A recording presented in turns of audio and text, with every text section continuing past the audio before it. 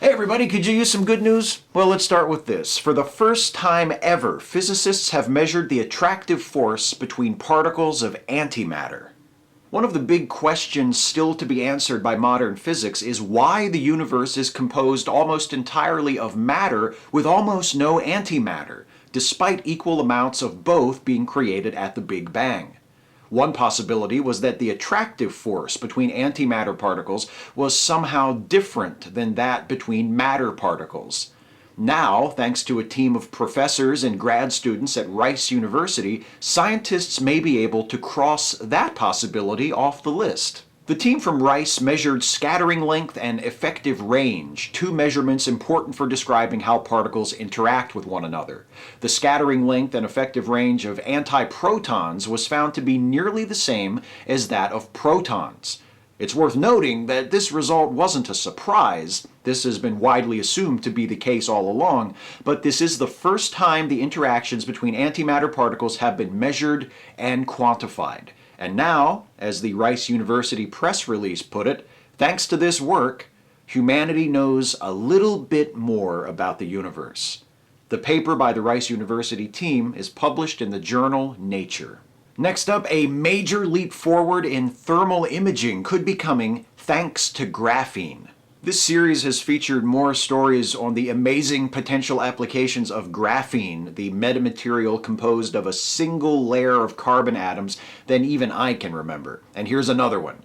Researchers from MIT, Harvard, UC Riverside, and the Army Research Laboratory have utilized graphene to design a heat sensor that would be flexible, transparent, and relatively inexpensive.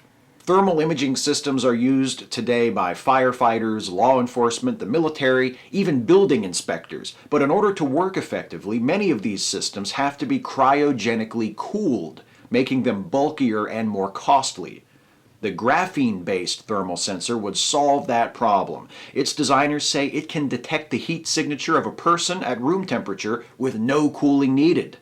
Their paper is published in the journal Nano Letters. And finally, a little girl with leukemia has gone into remission thanks to a cutting-edge gene therapy. Doctors at the Great Ormond Street Hospital in London had exhausted all conventional treatment options for Layla Richards, who was diagnosed with leukemia at 14 weeks old. So they tried something unconventional: donated T cells that had been genetically modified to attack cancer.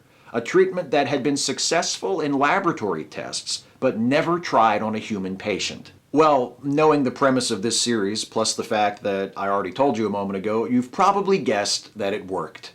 Layla's cancer went into remission. She eventually received a bone marrow transplant, her second, and is now home and healthy.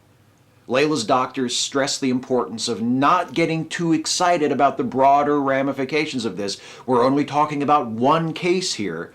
Lots more work needs to be done, but for now, it's looking like the treatment that saved Layla's life might be a major step forward in the treatment of cancer, and that is most definitely good news. Physicists measure the interaction between particles of antimatter, graphene could enable newer, better thermal imaging technology, and a new gene therapy saves the life of a little girl with cancer.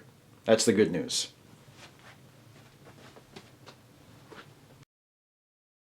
Hey folks, hope you enjoyed this video. If you did, please like it, share it, subscribe to my YouTube channel if you're not subscribed already, and also please consider helping me to make more videos like this by becoming a sponsor through Patreon. You can go to patreon.com/Steve Shives to become a patron of this channel. Thanks for watching.